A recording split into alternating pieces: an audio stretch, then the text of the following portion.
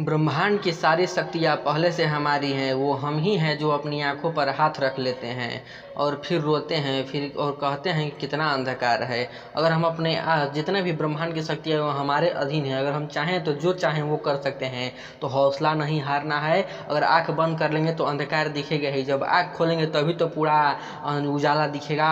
तो हौसला नहीं हारना है। चलिए इसी के साथ शुरू करते हैं हम ITI सेकेंड ईयर के मोस्ट इम्पोर्टेंट क्वेश्चन के साथ, जो हर एक एग्जाम के दृष्टिकोण से बहुत ही इंपॉर्टेंट है। जो ITI एग्जाम होने वाला है, फाइनल एग्जाम जो सेकेंड ईयर का होने वाला है, उसके हम महत्वपूर्ण क्वेश्चंस लेकर आ गए हैं। जो हम बात करेंगे आज टॉप 70 क्वेश्चन, यानी 70 क्वेश्चनों का डिस्कशन आज हम लोग करेंगे। तो चलिए फर्स्ट क्वेश्चन के साथ देखते हैं। हमारा फर्स्ट क्वेश्चन क्या कहता है। हमारा फर्स्ट क्वेश्चन कह रहा है कि नियंत्रण सर्किट, जो नियंत्रण सर्किट है, ये नियंत्रण सर्किट का प्रकार कौन सा है। ये जो नियंत्रण सर्किट का प्रकार कौन सा है, यानी what is the type of control circuit. तो इसका प्रकार कौन सा है, तो ये हो जाएगा ऑप्शन नंबर इंचिंग नियंत्रण प्रणाली है। ये कौन सा प्रणाली है, तो ये इंचिंग नियंत्रण है। कौन सा है, तो ऑप्शन नंबर ए हो जाएगा इंचिंग नियंत्रण। देखिए इंच की तरफ एक तो इंच की तरफ है 1 3 ऐसे ऐसे बार जुड़ा हुआ है, स्टॉप स्टार्ट ऐसे इंच में ऐसे होता है, तो ये हो जाएगा इंचिंग नियंत्रण प्रणाली। अब देखिए नेक्स्ट क्वेश्चन देख लेते हैं कि which formula is use to calculate the total electrical degree in stator of an AC motor. यानी AC मोटर के स्टेटर में कुल विद्युत डिग्री की गणना करने के लिए किस सूत्र का उपयोग किया जाता है। जो विद्युत डिग्री की गणना करने के लिए किस सूत्र का उपयोग किया जाता है, तो वो हमारा याद रखिएगा कि वो कुल विद्युत डिग्री बराबर 180 गुणे ध्रुवों की संख्या हो जाएगा। ऑप्शन नंबर डी, कुल विद्युत डिग्री फॉर्मूला होता है कुल विद्युत डिग्री बराबर 180 गुणे ध्रुवों की संख्या। कुल विद्युत डिग्री बराबर 180 गुणे ध्रुवों की संख्या। अब नेक्स्ट क्वेश्चन देख लेते हैं कि what is the fuse rate for to run a 10 HP 3 phase induction motor at full load. यानी पूर्ण लोड पर 10 HP 3 कला प्रेरण मोटर चलाने के लिए फ्यूज दर क्या होगी। यानी फ्यूज दर क्या होगी, यानी पूर्ण लोड पर 10 HP 3 कला प्रेरण मोटर चलाने के लिए जो फ्यूज दर है वो क्या होगी, तो ऑप्शन नंबर हो जाएगा 25 एम्पियर होगी। कौन सा हो जाएगा, 10 HP पर कहेगा तब 25 एम्पियर हो जाएगा। कितना, 25 एम्पियर। पूर्ण लोड पर 10 HP 3 कला प्रेरण मोटर चलाने के लिए 25 एम्पियर फ्यूज दर की आवश्यकता होती है। अब नेक्स्ट देख लेते हैं, ये देखिए what is the name of AC motor. What is the name of AC motor, the AC motor starter. यानी AC मोटर स्टार्टर का नाम क्या है। यहाँ पर देख लीजिए गौर से आप लोग, इस मोटर का स्टार्टर का नाम क्या है, इस मोटर स्टार्टर का नाम क्या है, ऐसा फिगर में है तो इसका नाम क्या है। देखिए रन स्टार्ट दिया हुआ है, ऐसे दिया हुआ है, फिर यहाँ पर कुंडली दिया हुआ है, तो ऑटो ट्रांसफार्मर स्टार्टर का चिन्ह है। ये ऑटो ट्रांसफार्मर स्टार्टर का चिन्ह है। इसको आप लोग कैसे याद रखिएगा, देखिए ये यहाँ पर गोल गोल है, ये ऑटो की तरह दिख रहा है। ऑटो का जो ऊपर का छतरी होता है वो ऐसे ही होता है, तो इसको आप याद कर सकते हैं ऑटो ट्रांसफार्मर स्टार्टर से। Option number B, auto transformer starter से इसको याद कर सकते हैं। अब नेक्स्ट देख लेते हैं, ये संपर्क का नाम क्या है। ये जो संपर्क का नाम क्या है, ऊपर हम लोग देखे हैं कि संपर्क का नाम ठीक उसी प्रकार है। What is the name of the contact marked SX। यानी जो X है, ये X, ये इसका X के रूप में जो दर्शाया गया है वो क्या, इसका क्या नाम है। जो X के रूप में दर्शाया गया है उसका क्या नाम है, तो जो X के रूप में दर्शाया गया है ये सहायक संपर्क है, यानी सब हेल्प कर रहा है। ऑप्शन नंबर सी सहायक संपर्क है। अब नेक्स्ट देख लेते हैं AC motor. What is the type of AC motor starter winding. यानी AC मोटर स्टार्टर वाइंडिंग का प्रकार क्या है। AC मोटर वाइंडिंग है, इसका प्रकार क्या है, तो ये सिंगल लेयर बास्केट वाइंडिंग है। ऑप्शन नंबर ये सिंगल लेयर बास्केट वाइंडिंग ही है, सिंगल लेयर बास्केट वाइंडिंग। हम नेक्स्ट क्वेश्चन देख लेते हैं, what is the operation of the what, which operation the control circuit is use. यानी नियंत्रण सर्किट किस प्रचालन में उपयोग किया जाता है। ये नियंत्रण सर्किट है, ये किस प्रकार प्रचालन में प्रयोग किया जाता है, तो ऑप्शन नंबर बी हो जाएगा, यानी इंचिंग में। ऑप्शन नंबर बी हो जाएगा, इंचिंग में ये प्रयोग किया जाता है। अब नेक्स्ट लेते हैं, what is the synchronous speed of a AC 3 phase induction motor having 6 pole at a frequency of 50 hertz. यानी 50 हर्ट्ज की आवृत्ति पर 6 ध्रुव वाले AC 3 कला प्रेरण मोटर की तुल्यकालिक गति क्या होगी। ये तुल्यकालिक गति पूछ रहा है, तो इसका तुल्यकालिक गति हो जाएगी 1000 RPM। क्या हो जाएगी, तुल्यकालिक गति हो जाएगी 1000 RPM। अब calculate the percentage slip in a 3 phase induction motor having 6 pole with a frequency of 50 hertz rotating with actual speed of 960 RPM। यानी तीन कला इंडक्शन मोटर में प्रतिशत स्लिप की गणना करें जिसमें 50 हर्ट्ज की आवृत्ति के साथ 6 ध्रुव होते हैं जो 960 आरपीएम की वास्तविक गति के साथ घूमते हैं। जो 960 आरपीएम है, 960 आरपीएम की वास्तविक गति के साथ घूमते हैं, वो कौन सा हो जाएगा? तो ऑप्शन नंबर हो जाएगा सी, 4%।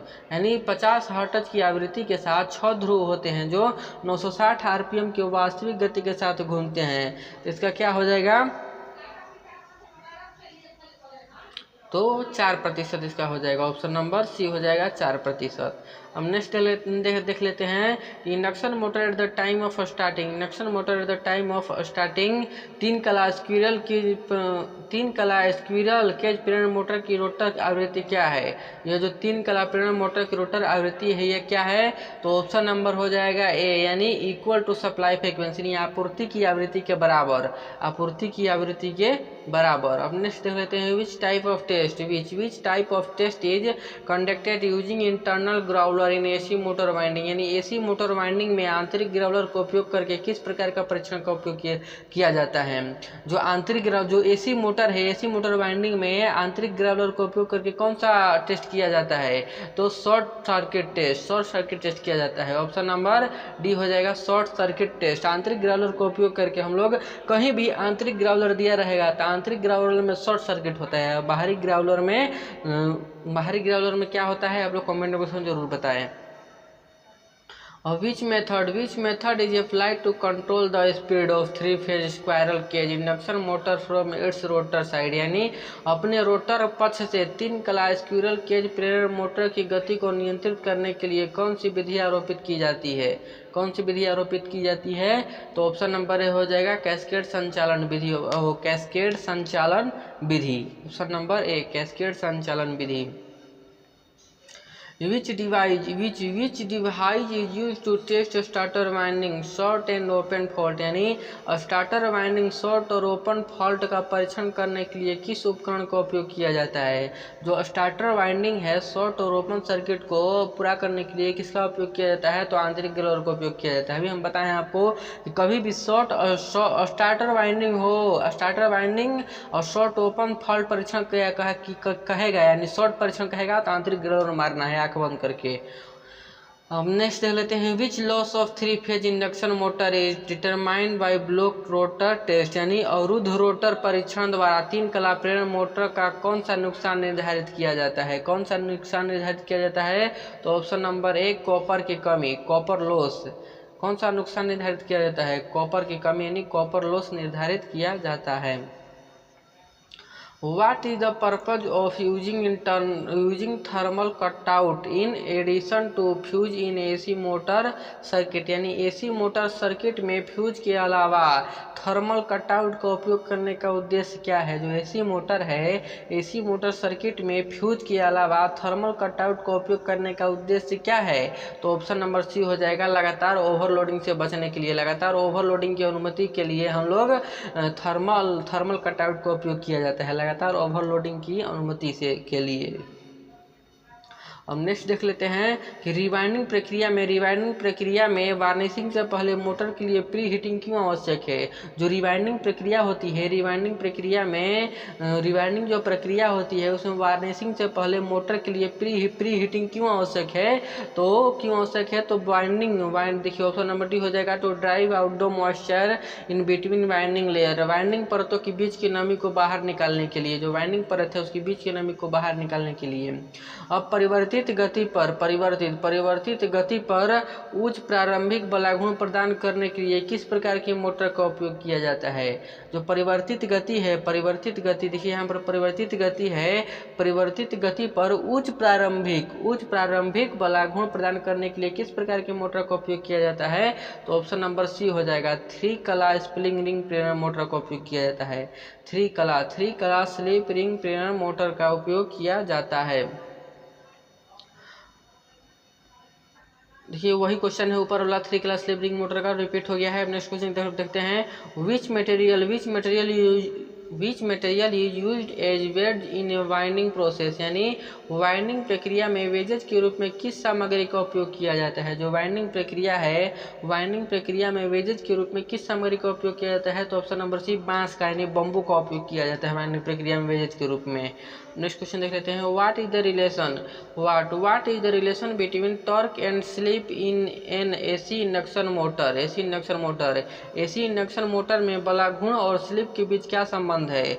जो एसी इंडक्शन मोटर है उसमें बलाघूर्ण और स्लिप के बीच क्या संबंध है, तो ऑप्शन नंबर बी हो जाएगा। स्लिप बढ़ने से बलाघूर्ण बढ़ता है। जो स्लिप है, स्लिप बढ़ने से बलाघूर्ण बढ़ता है। अब नेक्स्ट क्वेश्चन देख लेते हैं, which test in winding is essential before giving supply, यानी आपूर्ति देने से पहले वाइंडिंग में कौन सा परीक्षण आवश्यक है। जो आपूर्ति है, आपूर्ति देने से पहले वाइंडिंग में कौन सा परीक्षण आवश्यक होता है, तो पोलरिटी टेस्ट अति आवश्यक होता है वाइंडिंग में आपूर्ति देने से पहले। अब नेक्स्ट देख लेते हैं, यदि खुले सर्किट में रोटर बार हो तो एसी इंडक्शन मोटर का क्या प्रभाव होता है। खुले सर्किट में अगर रोटर बार हो तो एसी इंडक्शन मोटर में क्या प्रभाव पड़ता है, तो एसी इंडक्शन मोटर में क्या प्रभाव पड़ता है, तो जो मोटर अति गर्म हो जाता है। जो मोटर है वो अति गर्म हो जाता है, ऑप्शन नंबर डी हो जाएगा, डी फॉर डॉग। अब देख लीजिए, why the rotor bar are mounted in a slightly skewed position in a 3 phase motor, यानी रोटर चालकों को 3 कला मोटर में थोड़ी तिरछी स्थिति में क्यों रखा जाता है। थोड़ी तिरछी स्थिति में क्यों रखा जाता है, तो क्यों रखा जाता है भाई थोड़ी तिरछी स्थिति में, तो अधिक समय रोटर क्षेत्र बलाघूर्ण उत्पादन करने के लिए, ऑप्शन नंबर डी, यानी producer more uniform rotor field and torque के लिए, अधिक समय रोटर क्षेत्र और बलाघूर्ण उत्पादन करने के लिए। Which type of wire is used for rewinding of AC 3-phase motors?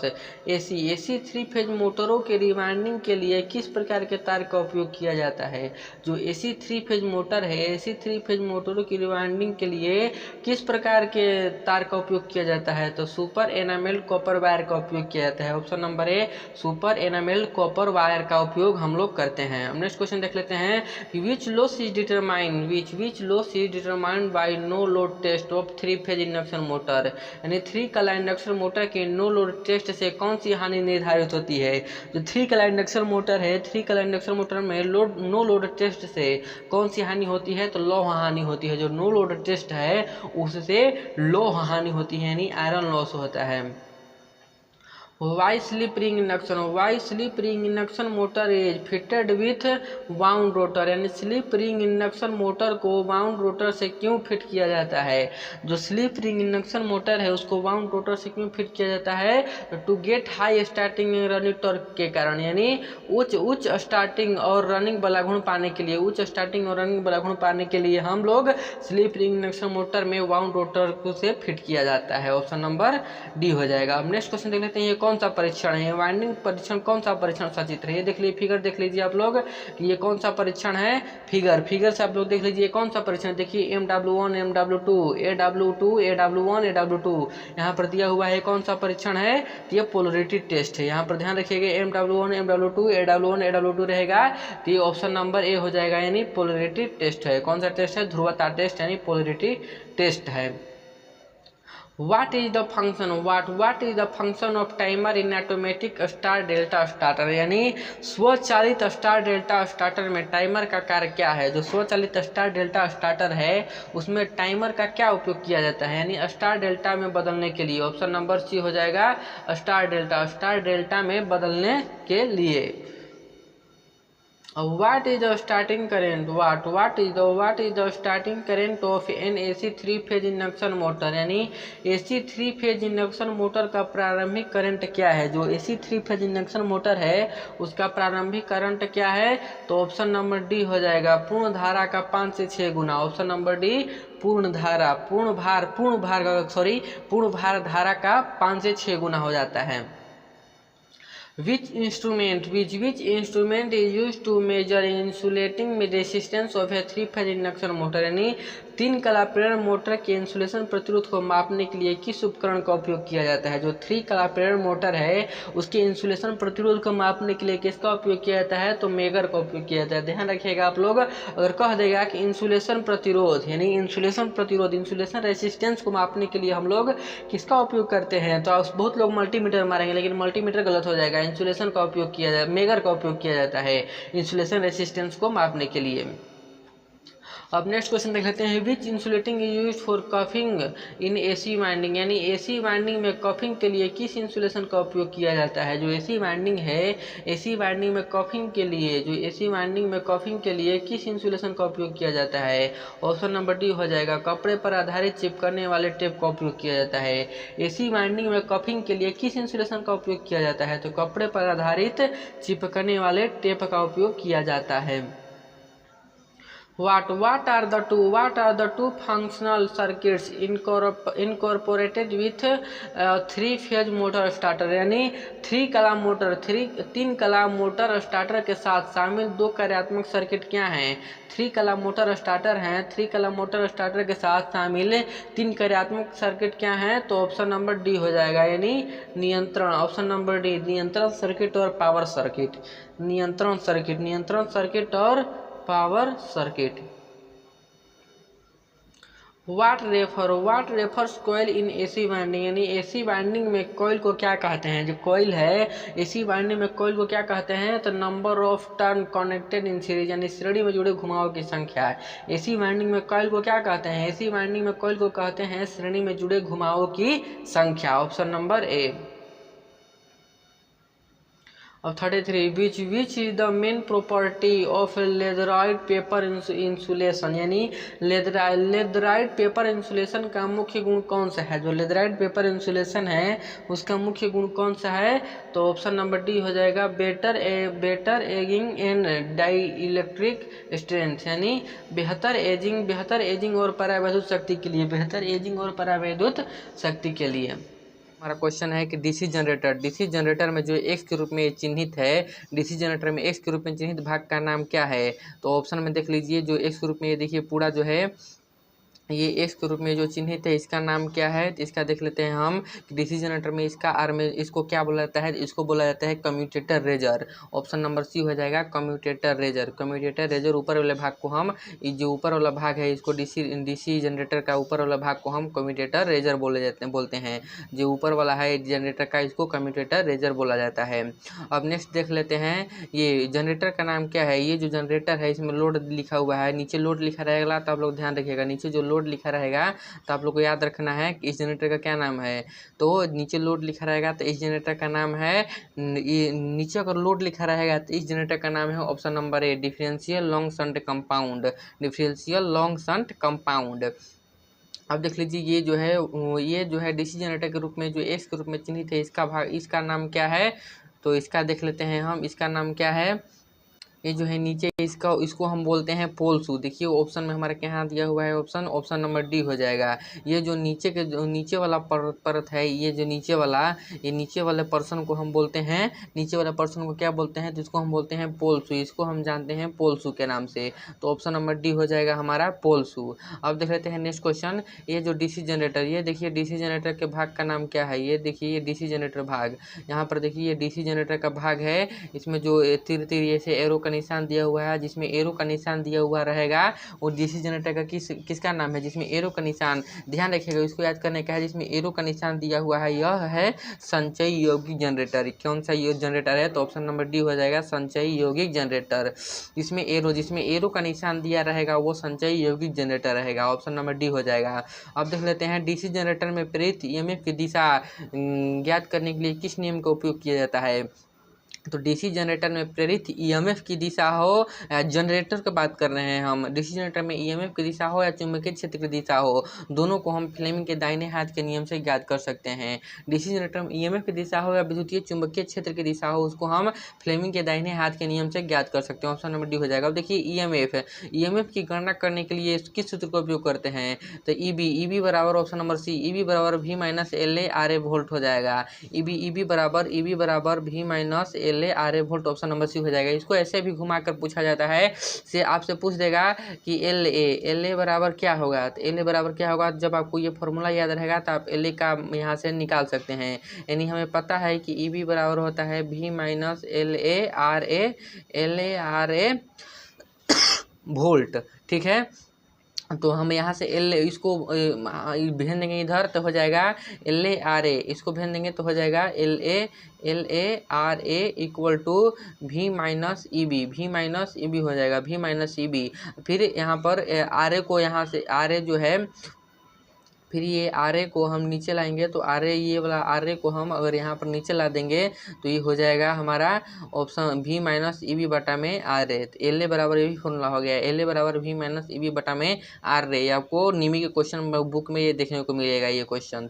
अब देख लीजिए, नेक्स्ट देख लेते हैं। इस जनरेटर का क्या नाम है। तो इस जनरेटर को याद रखना है कि इस जनरेटर का क्या नाम है। टोटल ये निमी पैटर्न है, जितना निमी पैटर्न पर है ये सभी क्वेश्चन निमी पैटर्न पर है, आपको याद रखना है। देखिए ये यहाँ से लेकर यहाँ से यहाँ तक इसको जोड़ा गया है, ठीक है, इसको जोड़ा गया है, इसको एक एक से जोड़ा गया है। तो ये अलग से इसको जोड़ा गया है, इसको भी अलग से जोड़ा गया है, इसको भी अलग से जोड़ा गया है, तो ठीक है।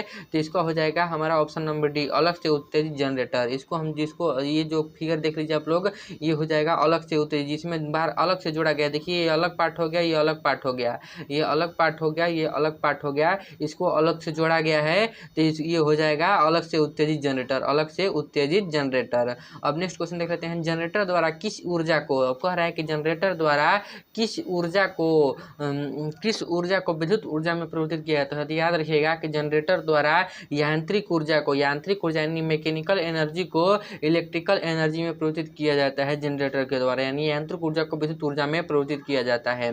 अब नेक्स्ट देख लेते हैं डीसी जनरेटर का सिद्धांत क्या है। तो डीसी जनरेटर का जो सिद्धांत है ऑप्शन नंबर डी हो जाएगा। फैराडे का विद्युत चुम्बकीय प्रेरण के नियम को हम डीसी जनरेटर का सिद्धांत कहते हैं। फैराडे के विद्युत चुम्बकीय प्रेरण के नियम को हम क्या कहते हैं, तो डीसी जनरेटर का सिद्धांत कहते हैं, ठीक है। अब देख लेते हैं गतिशील रूप से प्रेरित ईएमएफ के लिए सूत्र कौन सा होता है, यानी ईएमएफ के लिए ईएमएफ ज्ञात करने के लिए कौन सा फॉर्मूला होता है।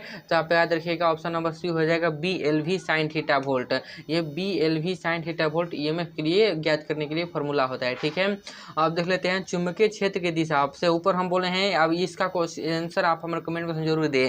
आपको हम ऊपर बोले हैं कि चुंबकीय क्षेत्र की दिशा हो या डीसी जनरेटर में, खासकर डीसी जनरेटर में चुंबकीय क्षेत्र की दिशा हो, या आपको डीसी जनरेटर में चुंबकीय क्षेत्र की दिशा हो, या आपको कोई ईएमएफ की दिशा हो, कोई भी दिशा ज्ञात करने के लिए हम फ्लेमिंग के दाहिने हाथ का नियम का प्रयोग करते हैं। यानी ऑप्शन नंबर डी हो जाएगा, फ्लेमिंग के दाहिने हाथ के नियम का उपयोग करते हैं। हम नेक्स्ट क्वेश्चन देख लेते हैं। ये देख लीजिए, ये डीसी जनरेटर का भाग का क्या नाम है। ये जो डीसी जनरेटर आप देख रहे हैं, इस जनरेटर के भाग का आपका क्या नाम है। तो इसका जो घकलोक की तरह है, इसको हम बोलते हैं योक या फ्रेम। ऑप्शन नंबर बी हो जाएगा, योक या फ्रेम इसको हम बोलते हैं, ठीक है। तो चल नेक्स्ट क्वेश्चन देख लेते हैं। पोल सी, देखिए 4 पोल डीसी जनरेटर में डुप्लेक्स लैंप समानांतर में रास्ते में होते हैं। देखिए 4 पोल अगर लिखा रहेगा, आपको याद करने का ठीक बता रहे हैं। इसका थ्योरी अगर देखना है आपको फॉर्मूले से, तो नेक्स्ट वीडियो हम बनाए हैं, वहां पर जाकर आप लोग देख लीजिए, प्ले लिस्ट में है अवेलेबल। 4 पोल डीसी जनरेटर में डुप्लेक्स लैंप, 4 पोल रहेगा और समानांतर कह दिया तो 4 का दुगुना हो जाएगा 8। ऑप्शन नंबर सी हो जाएगा, 4 का दुगुना 8 हो जाएगा। तो ऐसे याद रखना है आपको। अब next question same to same यही क्वेश्चन आपको एग्जाम के पूछे जाएंगे। ITI सेकेंड ईयर का जो एग्जाम होने वाला है अभी ऑनलाइन, उसको 3rd सेमेस्टर का सब है, ये पूछे जाएंगे उसमें। अब देख लीजिए डीसी जनरेटर के भाग का नाम क्या है। देखिए डीसी जनरेटर के भाग का नाम क्या है। इसको याद करने का बहुत ही आसान तरीका है कि जैसे ये प्लस है, इसके चारों तरफ ये घिरा हुआ है, इसको चारों तरफ से लेमिनेशन किया हुआ है। प्लस को चारों तरफ से लेमिनेशन कर दिया गया है, तो जिसमें लेमिनेशन होगा ये उसका आंसर हो जाएगा। तो armature core lamination, option number D हो जाएगा, आर्मेचर कोर लेमिनेशन इसका करेक्ट आंसर हो जाएगा, आर्मेचर कोर लेमिनेशन। ध्यान रखना है, इसको लेकर चारों तरफ से इसको लेमिनेशन कर दिया गया है, जिसमें लेमिनेशन होगा ये आर्मेचर कोर लेमिनेशन इसका आंसर हो जाएगा। अब डीसी जनरेटर, अब देख लीजिए मोस्ट क्वेश्चन है कि how are interpole connected in DC generator, यानी डीसी जनरेटर में इंटरपोल कैसे जुड़े होते हैं। तो आपको याद रखना है कि डीसी जनरेटर में जो आर्मेचर कोर होते हैं वो कैसे जुड़े होते हैं। तो डीसी जनरेटर में आर्मेचर कोर आर्मेचर के साथ श्रृंखला में जुड़े होते हैं। कैसे जुड़े होते हैं, आर्मेचर के साथ श्रृंखला में। ऑप्शन नंबर ए हो जाएगा। डीसी जनरेटर में आर्मेचर कोर कैसे जुड़े होते हैं, तो डीसी जनरेटर में आर्मेचर कोर आर्मेचर के साथ श्रृंखला में, इंटरपोल आर्मेचर के साथ श्रृंखला में जुड़े होते हैं। ऑप्शन नंबर ए हो जाएगा करेक्ट आंसर। अब देख लेते हैं एक स्वयं उत्तेजित डीसी जनरेटर, एक स्वयं उत्तेजित डीसी जनरेटर में अवशिष्ट चुंबकत्व की आवश्यकता क्या है। एक स्वयं चुंबक, एक तो कह रहा है कि अवशिष्ट चुंबकत्व की आवश्यकता है। यहाँ से आपको याद रखना है कि एक स्वयं उत्तेजित डीसी जनरेटर में अवशिष्ट चुंबकत्व की आवश्यकता क्या है। तो ऑप्शन नंबर ए हो जाएगा। वोल्टेज का निर्माण करने में अवशिष्ट चुंबकत्व की आवश्यकता होती है। वोल्टेज का निर्माण करने में अवशिष्ट चुंबकत्व की आवश्यकता होती है। यहाँ से आपको याद रखना है, मोस्ट इंपोर्टेंट है। अब देख लेते हैं कि डीसी जनरेटर यानी which are the 2 point that the brush contact resistance measured in DC machine, यानी डीसी मशीन में वे कौन से 2 बिंदु हैं जो ब्रश संपर्क प्रतिरोध को मापते हैं। डीसी जनरेटर में वे कौन से 2 बिंदु हैं जो ब्रश संपर्क प्रतिरोध को मापते हैं। तो हो जाएगा ब्रश और कम्यूटेटर के बीच प्रतिरोध। ब्रश और कम्यूटेटर के बीच प्रतिरोध जो है ऑप्शन नंबर सी है। ब्रश और कम्यूटेटर के बीच प्रतिरोध जो है 2 बिंदुओं के बीच ब्रश संपर्क प्रतिरोध को मापते हैं। Option number C. अब देख लीजिए यहाँ पर किस वोल्टेज ड्रॉप को एक्स के रूप में चिन्हित किया गया है। देख लीजिए यहाँ पर दिया रहेगा टर्मिनल वोल्टेज और लोड करेंट। टर्मिनल वोल्टेज और लोड करंट दिया रहेगा आपको। नीचे टर्मिनल वोल्टेज है, ऊपर लोड करंट। आपसे पूछ देगा बीच में इसका मान पूछ देगा कि इसको क्या बोला जाता है। तो इसको बोला जाता है armature reaction drop. Most important है ये इसको बोला जाता है armature reaction drop. Option number C हो जाएगा आर्मेचर रिएक्शन ड्रॉप। ठीक है, अब देख लेते हैं नेक्स्ट। यदि शंट फील्ड को आर्मेचर के साथ समानांतर में जोड़ा जाता है तो यौगिक जनरेटर का क्या नाम है। अब यहाँ पर याद रखना है आपको, तो मोस्ट इंपोर्टेंट है कि यदि शंट फील्ड को, देखिएगा बार बार हम दोहरा रहे हैं क्वेश्चन क्योंकि ये पूछा जाता है। शंट फील्ड को आर्मेचर के साथ समानांतर में जुड़ा हुआ है तो ये हो जाएगा आपको long shunt compound. Option number A हो जाएगा लॉन्ग शंट कंपाउंड, याद रखिएगा। और लॉन्ग शंट कंपाउंड लघु शंट कंपाउंड में आपको कंफ्यूज नहीं होइएगा। यहाँ पर हो जाएगा हमारा option number a long shunt compound. Next देख लेते हैं क्यों एक डीसी जनरेटर में आर्मेचर कोर पटलित होते हैं। तो भंवर धारा हानि को कम करने के लिए डीसी जनरेटर में आर्मेचर कोर पटलित होते हैं। ऑप्शन नंबर डी हो जाएगा। नेक्स्ट देख लेते हैं डीसी जनरेटर में आर्मेचर प्रतिक्रिया प्रभाव क्या है। डीसी जनरेटर जो होता है उसमें आर्मेचर प्रतिक्रिया प्रभाव क्या होता है। तो यहाँ पर देख लीजिए पूरा क्वेश्चन देख लेते हैं। ऑप्शन नंबर ए है आउटपुट वोल्टेज बढ़ता है कि आउटपुट वोल्टेज कम होता है कि आउटपुट वोल्टेज स्पंदित रहता है। तो इसका करेक्ट आंसर क्या हो जाएगा। तो इसका करेक्ट आंसर हो जाएगा कि आउटपुट वोल्टेज डीसी जनरेटर में आर्मेचर प्रतिक्रिया प्रभाव को, डीसी जनरेटर जो है उसमें आर्मेचर प्रतिक्रिया प्रभाव क्या है। तो ये हो जाएगा आपको ऑप्शन नंबर ए आउटपुट वोल्टेज बढ़ता है। ऑप्शन नंबर ए आउटपुट वोल्टेज बढ़ता है। ठीक है, करेक्ट आंसर हो गया। अब नेक्स्ट क्वेश्चन की तरफ देखते हैं। हमारा नेक्स्ट क्वेश्चन क्या कहता है। नेक्स्ट क्वेश्चन हमारा कह रहा है कि देख लीजिए बहुत ही इंपॉर्टेंट है। इसको फार्मूला इसका हम डिस्कस करा दिए हैं, आपको बस थोड़ा सा याद रखना है। 4 पोल 1020 कंडक्टर 1500 आरपीएम की गति से चल रहा है और पोल 0.007 वेबर है। इसको आपको आंसर से भी याद रखना है। 357 वोल्ट हो जाएगा। इसका आपको डिस्कस देखना है तो जाकर हमारे प्ले लिस्ट में देख लीजिए, वहाँ से आपको पूरा इसका डिस्कशन हम किए हुए हैं। तो इसका ऑप्शन हो जाएगा 357 वोल्ट। बस आपको एग्जाम की दृष्टि से हम लेकर चल रहे हैं कि कम समय में ज़्यादा क्वेश्चन हो जाए, उसको डिस्कस करने में ज़्यादा समय लग जाएगा। देखिए 23 देख लिए, अभी हमको 28 क्वेश्चन देखने हैं। डीसी जनरेटर का आर्मेचर प्रतिरोध बहुत कम क्यों है। तो जो डीसी जनरेटर है, डीसी जनरेटर का आर्मेचर प्रतिरोध बहुत कम क्यों है। तो आर्मेचर यहाँ पर देख लीजिए, आर्मेचर धारा कम करने के लिए, कि आर्मेचर वोल्टेज ड्रॉप को कम करने के लिए, कि आर्मेचर का तापमान कम करने के लिए। तो आर्मेचर का तापमान कम करने के लिए तो होगा नहीं, कम वजन के साथ आर्मेचर चलाने के लिए तो होगा नहीं। यहाँ पर होगा डीसी जनरेटर का प्रतिरोध बहुत कम क्यों है, बहुत कम है क्योंकि आर्मेचर वोल्टेज ड्रॉप को कम करने के लिए। ऑप्शन नंबर बी हो जाएगा, आर्मेचर वोल्टेज ड्रॉप को कम करने के लिए डीसी जनरेटर का प्रतिरोध बहुत कम है। ठीक है, ऑप्शन नंबर बी। आप देख लेते हैं डीसी जनरेटर को घड़ी की दिशा में ही क्यों चलना चाहिए। अब देख लेते हैं कि डीसी जनरेटर जो है, डीसी जनरेटर को घड़ी की दिशा में ही क्यों चलना चाहिए। तो अवशिष्ट चुंबकत्व की रक्षा करने के लिए, अवशिष्ट चुंबकत्व की जो अवशिष्ट चुंबकत्व होता है उसकी रक्षा करने के लिए डीसी जनरेटर को घड़ी की दिशा में ही ऐसे क्लॉकवाइज चलना चाहिए। ठीक है। अब बड़े डीसी जनरेटर, जो बड़ा डीसी जनरेटर होता है, बड़ा डीसी जो जनरेटर होता है उसमें घुमावदार क्षतिपूर्ति क्यों प्रदान की जाती है। तो बड़े डीसी जनरेटर में घुमावदार क्षति को पूर्ति प्रदान की जाती है आर्मेचर प्रतिक्रिया प्रभाव को बेअसर करने के लिए। जो आर्मेचर प्रतिक्रिया प्रभाव है उसको बेअसर करने के लिए बड़े डीसी जनरेटर में घुमावदार क्षतिपूर्ति प्रदान की जाती है। ऐसे ऐसे आप लोग देखे होंगे। ठीक है, तो इसको आप लोग याद रखिएगा। अब देख लेते हैं डीसी जनरेटर में वोल्टेज के निर्माण करने में विफल होने का क्या कारण है। डीसी जनरेटर में वोल्टेज का निर्माण करने में जो आदमी विफल हो जा रहा है उसका क्या कारण है। तो फील्ड प्रतिरोध क्रांतिक प्रतिरोध से ऊपर रहता है, उसमें फील्ड प्रतिरोध जो होता है क्रांतिक प्रतिरोध से ऊपर होता है, इसलिए डीसी जनरेटर में वोल्टेज का निर्माण करने में वो विफल होता रहता है। ठीक है। अब जनरेटर का नाम क्या है यदि इसका क्षेत्र आर्मेचर के साथ समानांतर में जुड़ा है। अब उस जनरेटर का आप नाम बताइए कि जब उसका क्षेत्र जो होता है आर्मेचर के साथ समानांतर में जुड़ा होता है, तो आप याद रखिएगा शंट जनरेटर है, बहुत ही इंपॉर्टेंट है। अब क्या हो जाएगा हमारा, शंट जनरेटर है। ऑप्शन नंबर ए, शंट जनरेटर जो है इसका क्षेत्र आर्मेचर के साथ समानांतर में जुड़ा हुआ है।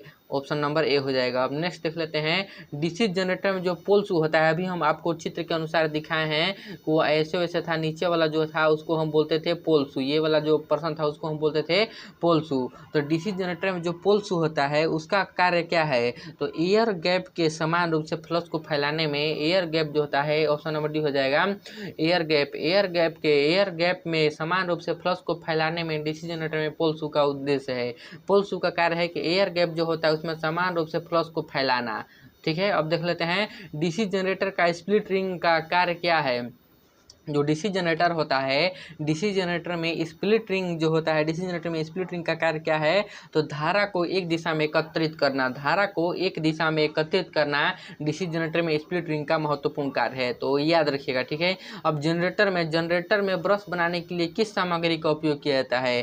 तो आप लोग याद रखिएगा, जनरेटर में ब्रश बनाने के लिए कार्बन और ग्रेफाइट जो होता है, कार्बन और ग्रेफाइट का उपयोग किया जाता है ब्रश बनाने के लिए। Option number B. अब यहाँ पर क्यों डीसी जनरेटर को अपने अवशिष्ट चुंबकत्व खो देता है। जो डीसी जनरेटर होता है क्यों अपने अवशिष्ट चुंबकत्व को खो देता है। तो रोटेशन की दिशा अक्सर बदलती रहती है। देखिए, जैसे जो डीसी जनरेटर है उसकी घूमने की दिशा अक्सर बदलती रहती है, इसलिए वो अपने अवशिष्ट चुंबकत्व को खो देता है। तो ऑप्शन नंबर डी हो जाएगा, रोटेशन की दिशा अक्सर बदलती है इसलिए डीसी जनरेटर अपने अवशिष्ट चुंबकत्व को खो देता है। अब 32 क्वेश्चन देख लेते हैं कि एक जनरेटर में योक और ध्रुव के माध्यम से चुंबकीय सर्किट कैसे पूरा होते हैं। जो एक जनरेटर होता है उसमें योक हम आपको दिखाए हैं ऊपर, योक या फ्रेम उसको बोलते हैं, दिखाए थे आपको, घड़ी के क्लॉक की तरह था। तो एक जनरेटर में योक और ध्रुव के माध्यम से चुंबकीय सर्किट कैसे पूरा होते हैं। तो आर्मेचर कोर के कारण, जो आर्मेचर कोर होता है उसके कारण योक और ध्रुव के माध्यम से जो क्लॉक की तरह था वो सर्किट में पूरा होता है। अब नेक्स्ट देख लेते हैं, फिगर वाला क्वेश्चन आप लोग याद रखिएगा, फिगर वाला आपको 100% आना ही आना है। डीसी शंट जनरेटर में लोड बढ़ने पर टर्मिनल वोल्टेज कम क्यों हो जाता है। तो जो डीसी जनरेटर होता है, डीसी जनरेटर, उसमें अगर लोड बढ़ाएंगे हम तो टर्मिनल वोल्टेज कम हो जाता है। क्यों भाई। तो आर्मेचर प्रतिक्रिया प्रभाव के कारण, जो आर्मेचर प्रतिक्रिया प्रभाव होता है उसके कारण डीसी शंट जनरेटर में जब लोड हम बढ़ाते हैं तो टर्मिनल वोल्टेज कम हो जाता है। तो ऑप्शन नंबर ए हो जाएगा। अब देख लेते हैं लंबी दूरी वितरण लाइनों के लिए किस प्रकार के डीसी जनरेटर का उपयोग किया जाता है। तो जो लंबी दूरी तय की जाती है, तो लंबी दूरी वितरण लाइनों के लिए ऑप्शन नंबर क्या, संचयी योगी का प्रयोग किया जाता है, यानी कम्युलेटिव कंपाउंड जनरेटर यानी संचयी योगी जनरेटर का उपयोग किया जाता है। क्यों। तो लंबी दूरी की वितरण लाइनों के लिए जनरेटर का उपयोग किया जाता है, तो हम कम्युलेटिव जनरेटर कंपाउंड का उपयोग करेंगे। अब डीसी जनरेटर में इंसुलेशन प्रतिरोध को बेहतर बनाने के लिए किस विधि का उपयोग किया जाता है? तो डीसी जनरेटर में इंसुलेशन प्रतिरोध जो है उसको बेहतर बनाने के लिए हम रख रखाव के माध्यम पर डिपेंड करता है। तो रख रखाव के दौरान जो मशीनों में गर्म हवा दी जाती है उस पर निर्भर करता है। ऑप्शन नंबर डी हो जाएगा। अब देख लेते हैं अवशिष्ट चुंबकत्व के अभाव में किस प्रकार के डीसी जनरेटर काम करता है? जो अवशिष्ट चुंबकत्व होता है, अवशिष्ट चुंबकत्व के अभाव में अलग से उत्तेजित जनरेटर का हम ऊपर दिखाए हैं आपको, अलग से उत्तेजित जनरेटर जो होता है काम में आता है, जिसको अलग अलग एक इधर से होगा और एक इधर से होगा, ये अलग से उत्तेजित जनरेटर हो जाएंगे। अवशिष्ट चुंबकत्व के अभाव में अलग से उत्तेजित जनरेटर का उपयोग किया जाता है। अब आर्क वेल्डिंग के लिए किस प्रकार के डीसी जनरेटर का उपयोग किया जाता है? तो आर्क वेल्डिंग के लिए याद रखिएगा, आर्क वेल्डिंग के लिए हरदम विभेदक जनरेटर का उपयोग किया जाता है, यानी डिफरेंशियल कंपाउंड जनरेटर का उपयोग आर्क वेल्डिंग के लिए किया जाता है। अब नेक्स्ट देख लेते हैं डीसी जनरेटर में तरंग वाइंडिंग की विशेषता क्या है? जो डीसी जनरेटर है उसमें तरंग वाइंडिंग की विशेषता क्या है? तो कम धारा उच्च वोल्टेज। डीसी जनरेटर में जो तरंग वाइंडिंग होती है उसकी धारा जो होती है कम होती है और वोल्टेज उच्च होता है, यही उसकी विशेषता है, बहुत इंपॉर्टेंट है। अब यहाँ पर देख लीजिए लैंप की तरह है, इसको याद रखने का आपको। डीसी जनरेटर जो है ये what is the purpose resistance wire used in the commutator connection in DC generator, यानी डीसी जनरेटर में कंप्यूटेटर संयोजन में प्रयुक्त प्रतिरोध तार का उद्देश्य क्या है? यहाँ पर आपको याद रखना है, बहुत इंपॉर्टेंट है कि ये जो है दिशा जो होते हैं ये लैंप की तरह जो है एक प्रतिरोध, दो प्रतिरोध, तीन प्रतिरोध है, ये तीन प्रतिरोध है इसमें। तो याद रखिएगा ये जो है ऑप्शन नंबर हमारा हो जाएगा क्या? तो धारा दिशा को आसानी से पलटता है, ऑप्शन नंबर डी हो जाएगा, धारा दिशा को आसानी से पलटता है। अब बड़ी क्षमता के डीसी जनरेटर योक बनाने के लिए किस धातु का उपयोग किया था? ऊपर हम बताए हैं कि योक ऊपर घड़ी की जो तरह था वो एक था, जो ऐसे ऐसे घड़ी की तरह था वो योक का था। योक बनाने के लिए हम किस धातु का उपयोग करते हैं? तो रोल्ड स्टील जो धातु होता है, स्टील धातु का उपयोग हम घड़ी बनाने के लिए करते हैं, तो ऑप्शन नंबर डी हो जाएगा, रोल्ड स्टील का प्रयोग करते हैं। अब नेक्स्ट क्वेश्चन, डीसी जनरेटर में स्प्लिट रिंग्स का कार्य क्या है? जो स्प्लिट रिंग्स होता है डीसी जनरेटर में, स्प्लिट रिंग्स का कार्य क्या है? तो एक दिशा में आउटपुट बनाता है, जो एक दिशा में आउटपुट बनाता है उसको हम स्प्लिट रिंग्स कहते हैं। जो एक दिशा में आउटपुट को बनाए रखता है उसको हम क्या कहते हैं? तो उसको हम स्प्लिट रिंग्स के नाम से जानते हैं। हम नेक्स्ट क्वेश्चन देख लेते हैं, डीसी जनरेटर में किस प्रकार के वोल्टेज गतिशील रूप से प्रेरित होते हैं? जो डीसी जनरेटर होता है उसमें किस प्रकार के वोल्टेज गतिशील रूप से प्रेरित होते हैं? तो प्रत्यवर्ती वोल्टेज, ऑप्शन नंबर सी हो जाएगा, प्रत्यवर्ती वोल्टेज प्रत्यक्ष रूप से वोल्टेज गतिशील रूप से प्रेरित होते हैं। अब नेक्स्ट देख लेते हैं, ये देखिए एक्स, ये जो है एक्स के रूप में जो है ये वाला भाग एक्स के रूप में चिन्हित भाग का क्या नाम है? तो एक्स के रूप में चिन्हित भाग का क्या नाम है? तो इसको हम बोलते हैं, एक्स के रूप में चिन्हित भाग को कुंजी तरीका ठीक करने के लिए उसको लगाया जाता है।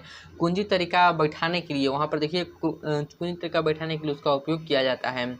अब डीसी जनरेटर में फील्ड कॉइल, जो फील्ड कॉइल होता है, डीसी जनरेटर में फील्ड कॉइल का उद्देश्य क्या है भाई? तो डीसी जनरेटर में फील्ड कॉइल का उद्देश्य है कुंडली फ्लक्स का निर्माण करने के लिए ध्रुवों को चुंबकित करना। जो कुंडली फ्लक्स है, कुंडली फ्लक्स का निर्माण करने के लिए ध्रुवों को चुंबकित करना, यही इसका मुख्य उद्देश्य है। डीसी जनरेटर में फील्ड कॉइल, जो फील्ड कॉइल होता है, यानी फील्ड कॉइल जो होता है उसका परम उद्देश्य है कि कुंडली फ्लक्स का निर्माण करने के लिए ध्रुवों को चुंबकित करना। ठीक है। अब नेक्स्ट देख लेते हैं 46, बड़े डीसी जनरेटर में मशीनों के पोल को बनाने के लिए किस धातु का उपयोग किया जाता है? वहाँ पर ध्यान रखिएगा, योक बनाने के लिए हम किसका उपयोग करते हैं? तो योक बनाने के लिए हम रोल्ड स्टील धातु का उपयोग करते हैं। योक बनाने के लिए रोल्ड स्टील धातु का उपयोग करते हैं। लेकिन यहाँ पर कह रहा है कि पोल कोर बनाने के लिए किसका उपयोग करते हैं? तो ऑप्शन नंबर सी, ढलवा इस्पात का उपयोग करते हैं। पोल कोर बनाने के लिए ढलवा इस्पात का उपयोग किया जाता है। अब देख लेते हैं क्यों pole core stamping DC generator में पटलित करते हैं, यानी कह रहा है कि why the pole core stamping are laminated in DC generator. ठीक है, तो ये हो जाएगा हमारा घर्षण हानि को कम करने के लिए, कि विडेज लॉस को कम करने के लिए, कि भंवर धारा हानि को कम करने के लिए, कोई हिस्टेरेसिस हानि को कम करने के लिए। तो हमारा ऑप्शन नंबर हो जाएगा हमारा ऑप्शन नंबर डी, भंवर धारा हानि को कम करने के लिए पोल कोर स्टैपिंग डीसी जनरेटर में पटलित कर किए जाते हैं। अब इलेक्ट्रोप्लेटिंग प्रक्रिया के लिए किस प्रकार के डीसी जनरेटर का उपयोग किया जाता है? इलेक्ट्रोप्लेटिंग प्रक्रिया के लिए शंट जनरेटर का उपयोग किया जाता है। ऑप्शन नंबर ए हो जाएगा, शंट जनरेटर का उपयोग किया जाता है। अब डीसी जनरेटर में कंपनसेटिंग वाइंडिंग का उद्देश्य क्या है, यानी what is the purpose of compensating winding in DC generator? तो ये हो जाएगा हमारा कठोर कम्यूटेशन कम करता है, तो नहीं, ये ऑप्शन गलत होगा। कठोर कम्यूटेशन कम नहीं करता है हमारा। अब नेक्स्ट क्वेश्चन क्या है, नियत आउटपुट वोल्टेज बनाए रखता है, तो नहीं, ये भी नहीं होगा। हाँ, बीच चुंबकीकरण प्रभाव को बेअसर कर देता है, तो ऑप्शन नंबर सी हो जाएगा, यानी नेचुरलाइज्ड द डीमैग्नेटिंग इफेक्ट। जो डीसी जनरेटर होता है कंपनसेटिंग वाइंडिंग, वो चुंबकीकरण प्रभाव को बेअसर कर देता है।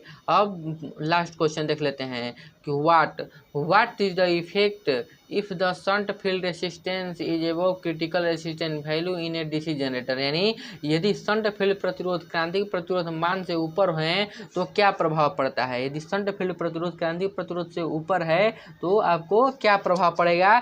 तो हमारा हो जाएगा, जो जनरेटर होता है, जो जनरेटर वोल्टेज का निर्माण करने में विफल हो जाता है, यानी generator failed to build off voltage, generator voltage को बनाने में विफल हो जाता है। ऑप्शन नंबर डी हो जाएगा। कह रहा है कि which instrument is used to measure armature winding resistance, यानी आर्मेचर वाइंडिंग प्रतिरोध को मापने के लिए किस उपकरण का उपयोग किया जाता है? जो आर्मेचर वाइंडिंग है, आर्मेचर वाइंडिंग प्रतिरोध को मापने के लिए हम option number D kelvin bridge का उपयोग करते हैं। जो केल्विन ब्रिज है, केल्विन ब्रिज का उपयोग हम लोग आर्मेचर वाइंडिंग के प्रतिरोध को मापने के लिए करते हैं। ठीक है, अब नेक्स्ट क्वेश्चन को देख लेते हैं। नेक्स्ट क्वेश्चन नंबर क्या कहता है कि नेक्स्ट क्वेश्चन कह रहा है कि which instrument is used to test armature winding for short and open circuits, यानी शॉर्ट और ओपन सर्किट के लिए आर्मेचर वाइंडिंग का परीक्षण करने के लिए किस उपकरण का उपयोग किया जाता है? क्या टोंग परीक्षण का उपयोग किया जाता है, कि आंतरिक ग्राउलर का, या बाहरी ग्राउलर का उपयोग किया जाता है?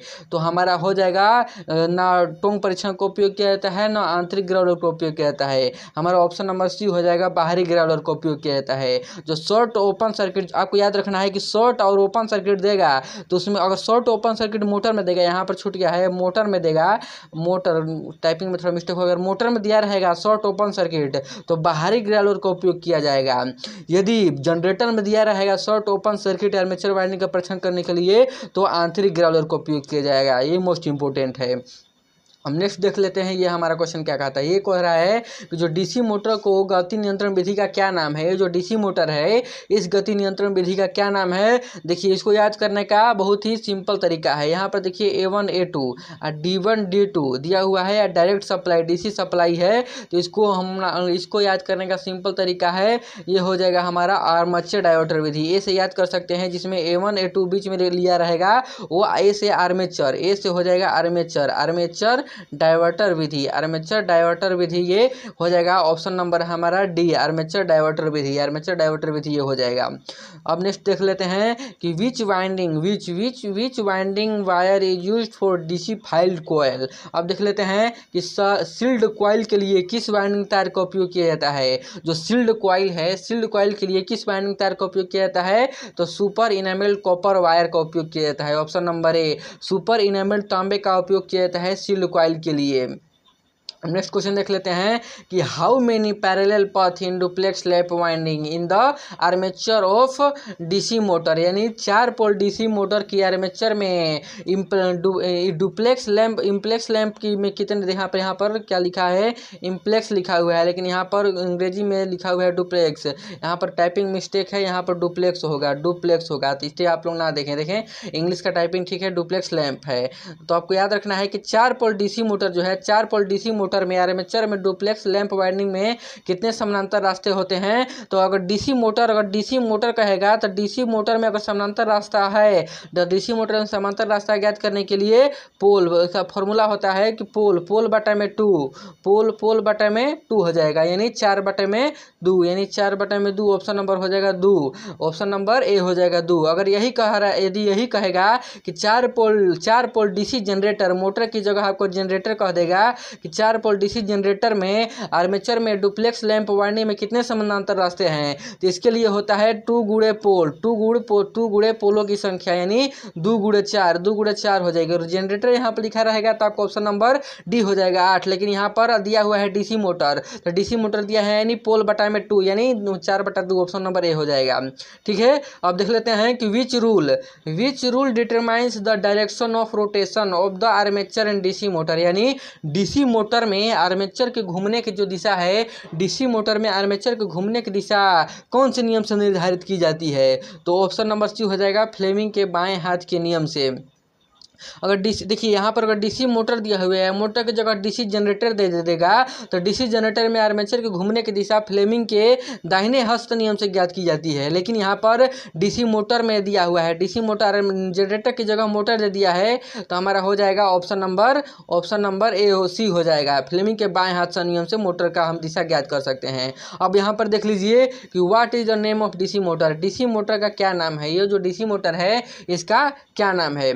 यहाँ पर देखिए A1 A2 दिया हुआ है और E1 E2 से यहाँ पर याद रखेंगे हम। यहाँ पर कैसे याद करेंगे? तो E1 E2 से याद रखेंगे, जो हो जाएगा हमारा डीसी शंट मोटर। ये जो कौन सा है E1 और E2, यहाँ पर एक प्रतिरोध दिया हुआ है, एक प्रतिरोध का छोर E1 है, एक प्रतिरोध का छोर E2 है, तो 2 प्रतिरोध छोर दिए हुए हैं या डीसी सप्लाई है, तो ये हमारा डीसी शंट मोटर हो जाएगा। तो हमारा क्या हो जाएगा? DC shunt motor. हम नेक्स्ट देख लीजिए कि which rule determine the direction of current in DC motor, यानी डीसी मोटर में करंट की दिशा किस नियम से निर्धारित की जाती है? याद रखिएगा यहाँ पर डीसी मोटर दिया हुआ है, मोटर में करंट की दिशा ज्ञात करने के लिए हम किसका उपयोग करते हैं? तो फ्लेमिंग के दाहिने हाथ का नियम का उपयोग करते हैं। यही पूछ देगा कि डीसी मोटर में, अभी ऊपर हम बताएं कि डीसी मोटर में चुंबकीय क्षेत्र की दिशा ज्ञात करने के लिए बाएं हाथ का नियम का उपयोग किया जाता है। ठीक है, आर्मेचर कोर की दिशा ज्ञात करने के लिए बाएं हाथ का नियम का उपयोग किया जाता है। जब अब यहाँ पर दिया डीसी मोटर में करंट की दिशा ज्ञात करने के लिए हम फ्लेमिंग के दाहिने हाथ का नियम का उपयोग करते हैं। ठीक है, तो मोस्ट इंपोर्टेंट है, इसको याद रखिएगा आप लोग। अब नेक्स्ट क्वेश्चन की तरफ बढ़ते हैं हम कि name of the type of DC motor, ये जो डीसी मोटर है, डीसी मोटर का प्रकार का क्या नाम है? ये जो डीसी मोटर है, डीसी मोटर के प्रकार का क्या नाम है? तो हमारा हो जाएगा डीसी मोटर के प्रकार का क्या नाम है? तो ऑप्शन नंबर हो जाएगा डी, यानी शॉर्ट शंट कंपाउंड मोटर है, शॉर्ट शंट कंपाउंड मोटर। इसको याद करने का क्या तरीका है कि देखिए ये जो बड़ा है, ये बड़ा में इसका आधा हो गया, यानी इसका शॉर्ट हो गया है, यानी इसका शॉर्ट हो गया है, तो ये हो जाएगा शॉर्ट शंट कंपाउंड मोटर। ये बड़ा है, ये आधा हो गया है, तो इसको याद रखने का तरीका हो जाएगा कि इसका शॉर्ट हो गया है, तो ये हो जाएगा शॉर्ट शंट कंपाउंड मोटर। अब देख लीजिए ये what is the name of the equipment, यानी इस उपकरण का क्या नाम है? तो बहुत ही इंपॉर्टेंट क्वेश्चन है ये, जो इस उपकरण का क्या नाम है? तो इस उपकरण का नाम है बाहरी ग्राउलर। जो ये है बाहरी ग्राउलर, इसको याद करने का क्या ट्रिक है? तो इसको याद करने का बहुत ही सिंपल ट्रिक है। देखिए इसको याद करने का, जैसे देखिए ये दोनों लाइन है, ये दोनों लाइन बाहर तरफ है और ये अंदर तरफ है, तो ये दोनों लाइन जब बाहर तरफ है तो इसको याद कर सकते हैं कि जो दोनों लाइन बाहर तरफ है तो ये बाहरी ग्राउलर है। ये कौन सा ग्राउलर है? तो यह जो है बाहरी ग्राउलर है ये। अब नेक्स्ट क्वेश्चन देख लेते हैं, ऑप्शन नंबर डी हो जाएगा ये बाहरी ग्राउलर। अब नेक्स्ट देख लेते हैं कि what is the name of winding, what is the name of winding if coil pitch is less than pole pitch, यानी यदि क्वाइल पिच पोल पिच से कम है तो वाइंडिंग का नाम क्या है? यदि जो क्वाइल पिच है वो पोल पिच से कम है तो वाइंडिंग का नाम है शॉर्ट कॉर्डेड वाइंडिंग, यानी ऑप्शन नंबर डी हो जाएगा शॉर्ट कॉर्डेड वाइंडिंग। उस वाइंडिंग का क्या नाम है? तो शॉर्ट कॉर्डेड वाइंडिंग। अब नेक्स्ट देख लेते हैं कि what is the purpose of series resistor connected with holding coil in A DC 4 point starter. अब देख लीजिए डीसी 4 पॉइंट स्टार्टर में होल्डिंग कॉइल से जुड़े श्रेणी प्रतिरोध का उद्देश्य क्या है? जो डीसी 4 पॉइंट स्टार्टर है वो होल्डिंग कॉइल से जुड़े श्रेणीकरण का उद्देश्य क्या है? तो ऑप्शन नंबर ए हो जाएगा limit the current in holding coil, यानी होल्डिंग कुंडली में करंट को सीमित करने के लिए हम डीसी 4 पॉइंट स्टार्टर में होल्डिंग कॉइल का उपयोग करते हैं। हम नेक्स्ट क्वेश्चन देख लेते हैं, which speed control method of DC series motor use for electric train, यानी डीसी सीरीज मोटर की किस गति नियंत्रण विधि का उपयोग करके इलेक्ट्रिक ट्रेन के लिए किया जाता है? जो इलेक्ट्रिक ट्रेन के लिए किस डीसी मोटर का उपयोग किया जाता है? तो ऑप्शन नंबर हो जाएगा हमारा डीसी ट्रेन के लिए हम किसका उपयोग करते हैं? तो बहुत ही इंपॉर्टेंट क्वेश्चन है ये। डीसी मोटर के लिए हम फील्ड डायवर्टर विधि का उपयोग करते हैं। जो डीसी ट्रेन के लिए हम फील्ड डायवर्टर विधि का उपयोग करते हैं, फील्ड डायवर्टर मेथड का उपयोग किया जाता है। अब नेक्स्ट क्वेश्चन है कि why shunt field coil is connected in series with holding coil in DC 3 point starter, यानी शंट फील्ड क्वाइल में डीसी 3 पॉइंट स्टार्टर में होल्डिंग क्वाइल के साथ श्रृंखला में क्यों जोड़ा जाता है। श्रृंखला में क्यों जोड़ा, जो डीसी 3 पॉइंट स्टार्टर है इसको होल्डिंग में श्रृंखला में क्यों जोड़ा जाता है, तो हमारा हो जाएगा शंट फील्ड खुले होने की स्थिति में मोटर को सुरक्षित रखने के लिए उसको श्रृंखला सीरीज में जोड़ा जाता है। अब नेक्स्ट देख लेते हैं why the direction of rotation is changed only by changing the armature current direction in DC A compound motor. DC मिश्रित मोटर में डीसी यानी डिस्ट धारा, एसी यानी प्रत्यावर्ती धारा, डीसी मिश्रित मोटर में आर्मेचर धारा दिशा को बदलकर केवल घूर्णन की दिशा क्यों बदली जाती है, तो ये हो जाएगा बहुत इंपॉर्टेंट है। क्यों बदली जाती है, तो मोटर विशेषताओं को बनाए रखने के लिए डीसी मिश्रित मोटर में आर्मेचर धारा दिशा को बदलकर घूर्णन की दिशा बदली जाती है। ऑप्शन नंबर बी हो जाएगा। अब नेक्स्ट देख लेते हैं which speed control method offer below normal speed in DC shunt motor, यानी डीसी शंट मोटर में सामान्य गति से नीचे कौन सी गति नियंत्रण विधियां प्रदान की जाती है। बहुत ही वेरी इंपॉर्टेंट है, ये हो जाएगा आर्मेचर नियंत्रण विधि। आर्मेचर नियंत्रण जो विधि है वो डीसी शंट मोटर में सामान्य गति से नीचे गति नियंत्रण के लिए आर्मेचर नियंत्रण विधि का उपयोग हम लोग करते हैं। अब नेक्स्ट क्वेश्चन देख लेते हैं which insulating material belong to class B insulation, यानी कौन सी कुचालक श्रेणी जो है बी के कुचालक की है, तो fibre glass. Option number C हो जाएगा। फाइबर ग्लास जो है कुचालक बी श्रेणी के है, बी श्रेणी का जो है फाइबर ग्लास है। अब नेक्स्ट देख लेते हैं कि what is the temperature value of class F insulation, यानी श्रेणी एफ इंसुलेशन का तापमान मान कितना होता है। जो एफ इंसुलेशन है इसका तापमान जो होता है याद रखिएगा बहुत इंपॉर्टेंट है, 155 डिग्री सेल्सियस होता है। कितना होता है, तो 155 डिग्री सेल्सियस होता है। अब नेक्स्ट देख लेते हैं which type of DC motor, जो डीसी मोटर है वो used for constant speed drives, यानी निरंतर गति ड्राइव के लिए किस प्रकार के डीसी मोटर का उपयोग किया जाता है, तो वेरी इंपॉर्टेंट है। आपको याद रखना है कि जो डिफरेंशियल शंट कंपाउंड है इसको हम क्या क्यों किया जाता है, जिसको हम वेल्डिंग के लिए उपयोग किए जाते हैं डिफरेंशियल लॉन्ग शंट कंपाउंड का। जो है निरंतर गति ड्राइव के लिए हम किसका उपयोग करते हैं, तो निरंतर गति ड्राइव के लिए आपको वेरी इंपॉर्टेंट है, निरंतर गति ड्राइव के लिए ही हम डीसी शंट मोटर का उपयोग करते हैं। निरंतर जो गति ड्राइव है उसके लिए हम डीसी शंट मोटर का उपयोग करते हैं। ऑप्शन नंबर बी हो जाएगा, ऑप्शन नंबर बी। अब नेक्स्ट देख लेते हैं हमारा विच type of DC motor use in elevators, यानी लिफ्ट में किस प्रकार के डीसी मोटर का उपयोग किया जाता है। जो लिफ्ट में किस प्रकार के डीसी मोटर का उपयोग किया जाता है, तो लिफ्ट में जो है डीसी संचयी यौगिक मोटर का उपयोग किया जाता है। जो लिफ्ट में डीसी संचयी यौगिक का मोटर का उपयोग किया जाता है। और डीसी डिफरेंशियल मोटर का उपयोग वेल्डिंग के लिए, आर्क वेल्डिंग के लिए किया जाता है। Of which method of speed control gives below the rated speed in DC series motor. गति नियंत्रण का कौन सा तरीका डीसी श्रेणी मोटर में रेटेड गति से नीचे गति देता है। इनमें से कौन सा तरीका है डीसी मोटर में जो रेटेड गति से नीचे तरीका देता है, तो आर्मेचर डायोटर विधि हो जाएगा। ऑप्शन नंबर डी, आर्मेचर डायोटर विधि जो है गति नियंत्रण का वही एक ही मात्र तरीका है जो श्रेणी मोटर में रेटेड गति को नीचे गति देता है। अब देख लेते हैं कि why carbon composition brush require in the armature circuit to operate the DC motor, यानी डीसी मोटर को संचालित करने के लिए आर्मेचर सर्किट में कार्बन कंपोजिशन ब्रश की आवश्यकता क्यों होती है। डीसी मोटर को आर्मेचर सर्किट में डीसी मोटर को संचालित करने के लिए आर्मेचर सर्किट में कार्बन कंपोजिशन मोटर की आवश्यकता क्यों होती है भाई, तो प्रारंभिक बलाघूर्ण को बढ़ाता है, नहीं ये नहीं होगा। हाँ, ऑप्शन नंबर डी हो जाएगा। कम्यूटेटर खंड में स्पार्क कम कर देता है, और कम्यूटेटर खंड में जो है स्पार्क को कम कर देता है। ऑप्शन नंबर डी हो जाएगा। Why series motors produce high torque and speed initially without load, यानी सीरीज मोटर बिना भार के आरंभिक उच्च बलाघूर्ण और गति क्यों पैदा करती है। जो सीरीज मोटर बिना भार के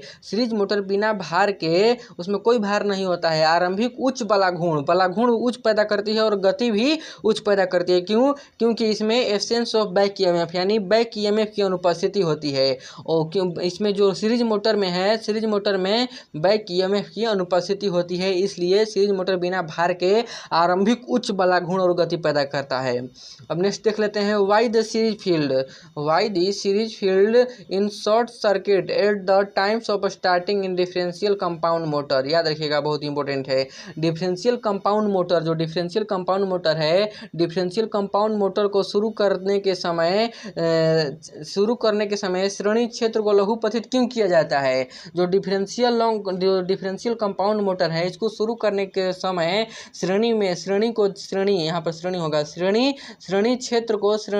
क्षेत्र को लघुपथित क्यों किया जाता है? तो प्रारंभिक धारा को कम करने के लिए तो होगा नहीं, बहुत ही गलत बात है।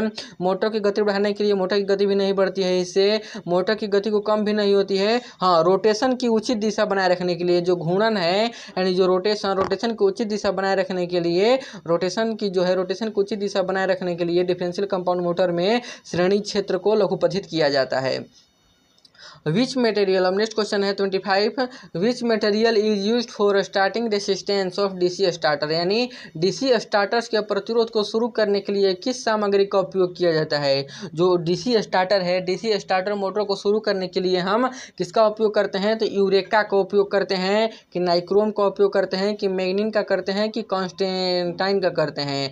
तो ना कॉन्स्टेंटाइन का नहीं करते हैं, ना ही मैग्नीन करते हैं, ना ही नाइक्रोम का करते हैं। तो हम डीसी स्टार्टर्स को प्रतिरोध शुरू करने के लिए हम किसका उपयोग करते हैं? तो यूरेका का उपयोग करते हैं। ऑप्शन नंबर ए हो जाएगा यूरेका। अब नेक्स्ट क्वेश्चन देख लेते हैं, which type of armature winding insulator, यानी यह किस प्रकार का डीसी है मोटर है? ये देख लीजिए, यहाँ पर लैंप की तरह है, यह जो है लैंप, यह जो देखिए लैंप की तरह है, यहाँ पर लैंप की तरह है। तो यहाँ पर 1 प्रतिरोध, 2 प्रतिरोध और 3 प्रतिरोध हैं, 3 रेसिस्टेंस हैं। तो इसको आप लोग याद करने का बहुत ही सरल तरीका है। इसका याद करने का बहुत ही सरल तरीका है कि इसको आप डुप्लेक्स लैंप वाइंडिंग, देखिए लैंप है तो लैंप रहेगा, लैंप की तरह है तो लैंप रहेगा, और 3 आर्मेचर है तो तीन ठो आपको प्रतिरोध है, तो डुप्लेक्स लैंप वाइंडिंग हो जाएगा, यानी duplex lamp winding option number A हो जाएगा। अब नेक्स्ट देख लेते हैं, which growler test for armature illustrated, यानी आर्मेचर के लिए कौन सा ग्राउलर परीक्षण सचित्र है? इसको आप लोग ध्यान से देख लीजिए, ये आर्मेचर के लिए कौन सा ग्राउलर सचित्र है? तो हमारा ऑप्शन नंबर देखिए कौन सा ग्राउलर है, तो हो जाएगा खुली कुंडली। यहाँ पर देखिए पूरा खुला हुआ है। यहाँ पर याद करने का तरीका है कि यहाँ भी ये खुला हुआ है और यहाँ भी ये खुला हुआ है, तो ये कौन सा ग्राउल परीक्षण है? तो ये ओपन कोयल टेस्ट है, यानी खुली कुंडली परीक्षण है। अब नेक्स्ट देख लेते हैं, which speed control method is applied to obtain both below normal and above normal speed in DC motor, यानी डीसी मोटर में सामान्य से ऊपर और नीचे दोनों गतियों को प्राप्त करने के लिए किस गति नियंत्रण विधि को लागू किया जाता है? किस गति नियंत्रण विधि का लागू किया जाता है? तो हमारा क्या हो जाएगा? ऑप्शन नंबर डी, यानी वार्ड लियोनार्ड गति नियंत्रण विधि का उपयोग करते हैं। वार्ड लियोनार्ड नियंत्रण विधि का उपयोग हम लोग करते हैं। नेक्स्ट क्वेश्चन देख लेते हैं, why are commutator sparking heavily, यानी कम्यूटेटर क्यों तेज चमक उत्पन्न करता है? जो तेज चमक उत्पन्न होती है कम्यूटेटर में, तो क्यों उत्पन्न होती है? तो गलत फील्ड कनेक्शन के कारण नहीं, उसमें गलत फील्ड कनेक्शन नहीं होता है कम्यूटेटर में, घूर्णन गलत दिशा होता है। तो घूर्णन गलत दिशा से क्या मतलब है? उसमें ये होगा नहीं, गलत आर्मेचर कनेक्शन के कारण कि ब्रश की गलत स्थिति के कारण। तो ऑप्शन नंबर ए हो जाएगा। जब ब्रश की गलत स्थिति लग जाती है तो कम्यूटेटर में तेज चमक उत्पन्न होती है। ऑप्शन नंबर ए हो जाएगा। अब यहाँ पर देख लीजिए, मोस्ट इंपोर्टेंट है, विच मोटर हैज दिस कैरेक्टरिज कर्व, यानी किस मोटर में यह विशेषता है? जो ये कर्व की तरफ मुड़ा हुआ है, यह किस मोटर में विशेषता है? तो याद रखना है स्पीड और टॉर्क से आप इसको याद रख सकते हैं। संचयी यौगिक मोटर यानी कम्यूटेटिव मोटर है, यानी कर्व दिया हुआ है, कर्व जिसमें ये कर्व मुड़ा रहेगा तो कम्यूटेटिव मोटर यानी संचयी यौगिक मोटर हो जाएगा। Option number C, cumulative compound motor हो जाएगा। कर्व दिया हुआ है, कर्व यानी मुड़ा हुआ है, तो कम्यूलेटिव कंपाउंड मोटर हो जाएगा, संचयी यौगिक मोटर हो जाएगा। Option number C. Which type of speed control of DC series motor, यानी डीसी श्रृंखला मोटर का गति नियंत्रण किस प्रकार का है? ये जो डीसी श्रृंखला मोटर है, इसका गति नियंत्रण किस प्रकार का है? तो देख लीजिए, आप याद रखिएगा यहाँ पर पैरेलल है, ये भी पैरेलल, देखिए ये भी पैरेलल है, ये भी पैरेलल है, ये भी पैरेलल है। यहाँ पर सीरीज में नहीं जुड़ा हुआ है, एक प्रतिरोध यहाँ है, एक प्रतिरोध यहाँ पर सीरीज नहीं हुआ है, तो ये हो जाएगा हमारा ए से हो जाएगा एरिया, यानी फाइंड पैरेलल मेथड, यानी क्षेत्र समानांतर मेथड हो जाएगा। ऑप्शन नंबर ए, क्षेत्र समानांतर मेथड हो जाएगा। विच type of DC motor which type of DC motor is suitable for sharing machine, यानी कतरनी मशीनों के लिए कौन सी प्रकार की डीसी मोटर का उपयोग किया जाता है। जो कतरनी मशीन है, कतरनी मशीनों के लिए भी संचयी यौगिक मोटर का यानी कम्युलेटिव यौगिक मोटर का उपयोग किया जाता है। विभेदक यौगिक मोटर का आप लोग याद रखिएगा, डिफरेंशियल कंपाउंड मोटर का उपयोग क्यों किया जाता है, तो आर्मेचर के वाइंडिंग के लिए, वेल्डिंग के लिए किया जाता है। वेल्डिंग के लिए विभेदक यौगिक का उपयोग किया जाता है। What is the necessity of A starter of DC motor, यानी डीसी मोटर के लिए स्टार्टर के क्या आवश्यकता है। जो डीसी मोटर है, डीसी मोटर के लिए स्टार्टर की क्या आवश्यकता है, तो फील्ड धारा को सीमित करता है, नहीं है फील्ड धारा को सीमित नहीं करता है। फील्ड वोल्टेज को सीमित करता है, नहीं अभी नहीं करता, वोल्टेज को भी सीमित नहीं करता है। यह जो है armature limit the armature current, यानी आर्मेचर करंट को सीमित करता है। जो डीसी मोटर में स्टार्टर जो होता है वो आर्मेचर करंट को सीमित करता है। ऑप्शन नंबर डी हो जाएगा। आप देख लीजिए यहाँ पर which type of instrument is used to test the armature winding, यानी आर्मेचर वाइंडिंग का परीक्षण करने के लिए किस उपकरण का उपयोग किया जाता है। जो आर्मेचर वाइंडिंग है, आर्मेचर वाइंडिंग को परीक्षण करने के लिए बहुत इंपॉर्टेंट है, ग्राउलर का उपयोग किया जाता है। ध्यान रखिएगा आप लोग, बहुत ही इंपॉर्टेंट क्वेश्चन है, अगले बार यह पूछा गया था। आर्मेचर वाइंडिंग का परीक्षण करने के लिए बाहरी ग्राउलर दो प्रकार होते हैं, आंतरिक ग्राउलर और बाहरी ग्राउलर। तो हम ग्राउलर का उपयोग करते हैं आर्मेचर वाइंडिंग के परीक्षण के लिए। Why the holding coil of 3-point starter is connected in series with shunt field, यानी 3-point स्टार्टर के होल्डिंग कॉइल को शंट फील्ड के साथ श्रृंखला में ही क्यों जोड़ा जाता है। श्रृंखला में क्यों जोड़ा जाता है, तो लोड करंट को सीमित करने के लिए नहीं, लोड करंट को सीमित करने के लिए श्रृंखला में नहीं जोड़ा जाता है। उसको श्रृंखला में जोड़ा जाता है कि उच्च गति से मोटर की रक्षा के लिए, उच्च गति से मोटर की, यानी top protect the motor from high speed से मोटर की रक्षा करने के लिए उसको श्रेणी क्रम में जोड़ा जाता है, यानी सीरीज मेथड में जोड़ा जाता है।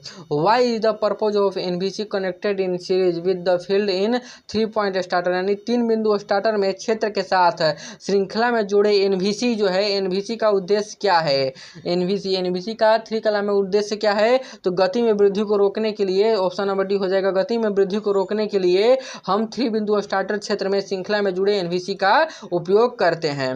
अब नेक्स्ट क्वेश्चन देख लेते हैं। Which type of DC motor is used for sudden application of heavy loads, यानी भारी भार के अचानक भारित करने के लिए किस प्रकार के डीसी मोटर का उपयोग किया जाता है। भारी भार को अचानक भारित करने के लिए किस प्रकार के डीसी मोटर का उपयोग किया जाता है, तो कम्युलेटिव कंपाउंड मोटर का उपयोग किया जाता है, संचयी यौगिक मोटर का उपयोग किया जाता है। ऑप्शन नंबर डी हो जाएगा। अब यहाँ पर देख लीजिए, which speed control system provides smooth variation of speed from 0 to above normal, यानी कौन सी गति नियंत्रण प्रणाली है जो 0 से समान से अधिक तक को एक समान बदलाव में प्रदान करता है। तो हमारा वार्क लियोनार्ड सिस्टम जो है, वार्क लियोनार्ड सिस्टम कंट्रोल, यानी वार्क लियोनार्ड सिस्टम नियंत्रण विधि जो है, यह जो है गति को एक समान बदलाव में प्रदान करता है। What is the purpose of tapes, जो टेप्स होता है इन वाइंडिंग, यानी वाइंडिंग में टेप का उद्देश्य क्या है। जो टेप है उसका वाइंडिंग में क्या उद्देश्य है, तो कंडक्टर को लपेटने के लिए। ऑप्शन नंबर सी हो जाएगा। जो टेप होता है उसको कंडक्टर को लपेटने के लिए हम टेप का उपयोग करते हैं कि हमें करंट ना लगे। अब नेक्स्ट देख लेते हैं। Y which type of DC armature winding the front pitch Y F is greater than back pitch Y B, यानी किस प्रकार के DC armature front pitch Y F पीछे पिच वाई बी से अधिक है। किस प्रकार के डीसी मोटर में आपको किस प्रकार के डीसी मोटर में फ्रंट पिच पीछे पिच से अधिक होती है, तो ऑप्शन नंबर रिट्रोग्रेसिव वाइंडिंग में जो वाई एफ होता है वो वाई बी से, वाई एफ जो होता है वाई बी से अधिक होता है रिट्रोग्रेसिव वाइंडिंग में। अब नेक्स्ट क्वेश्चन देख लेते हैं कि how to obtain opposite polarity in adjacent poles of a pole of DC motor, यानी 4 ध्रुव डीसी मोटर में आसन्न ध्रुवों को विपरीत ध्रुवता, 4 पोल डीसी मोटर में आसन्न ध्रुवों को विपरीत ध्रुवता कैसे प्राप्त किया जाता है। तो आसन्न ध्रुवों को विपरीत ध्रुवता प्राप्त करने के लिए हमें धारा प्रवाह को अलग दिशा में बनाना पड़ेगा, यानी making current flow in a different direction में बदलना पड़ेगा। पड़ेगा। अब नेक्स्ट क्वेश्चन देख लेते हैं, which type of armature winding is illustrated, यानी किस प्रकार के आर्मेचर वाइंडिंग का चित्रण किया हुआ है। यहाँ पर बहुत ही गौर से देख लीजिए आप लोग किस प्रकार के चित्रण दिया हुआ है, या किस प्रकार का चित्रण दिया हुआ है। तो ऑप्शन नंबर हो जाएगा प्रगतिशील लैंप वाइंडिंग का। देखिए ये भी लैंप की तरह है, ये भी लैंप की तरह है, तो प्रगतिशील लैंप वाइंडिंग का चित्रण दिया हुआ है। ऑप्शन नंबर सी हो जाएगा प्रगतिशील प्रोग्रेसिव लैंप वाइंडिंग का। अब how the direction of rotation of A DC compound motor is changed. DC compound motor की घूर्णन की दिशा कैसे बदलती है। जो डीसी कंपाउंड मोटर है उसकी घूर्णन की दिशा by changing the direction of armature current, यानी आर्मेचर की धारा दिशा बदलकर डीसी कंपाउंड के मोटर में घूर्णन की दिशा को बदला जा सकता है। अब नेक्स्ट क्वेश्चन देख लेते हैं 45, what is the purpose of tapes, what is the purpose of tapes in winding. Winding में टेप का उद्देश्य क्या है। तो आपको देखिए क्वेश्चन, हम कंडक्टर को लपेटने के लिए हम वाइंडिंग में टेप का उपयोग करते हैं। अब next question, which DC compound motor is operated at constant speed under varying load, यानी किस डीसी कंपाउंड मोटर को अलग लोड पर नियत गति से संचालित किया जाता है। तो कम्युलेटिव लॉन्ग शंट कंपाउंड को, यानी संचयी लंबे शंट कंपाउंड को हम अलग लोड पर नियत गति से संचालित करते हैं। नहीं, हाँ सही है, संचयी यहाँ पर लिख दिए, संचयी होगा, कम्युलेटिव होगा, संचयी लॉन्ग शंट कंपाउंड को। थोड़ा टाइपिंग करने में मिस्टेक हो जाता है। अब देख लीजिए, how no volt coil is connected in a 3 point starter with DC shunt motor, यानी डीसी शंट मोटर के साथ 3 पॉइंट स्टार्टर में नो वोल्ट कॉइल कैसे जुड़ा होता है। नो वोल्ट कॉइल कैसे जुड़ा होता है, तो ये भी आपको याद रखना है, शंट फील्ड के साथ श्रृंखला में जुड़ा होता है। नो वोल्ट कॉइल जो होता है, no volt coil shunt field के साथ सीरीज मेथड में जुड़ा होता है।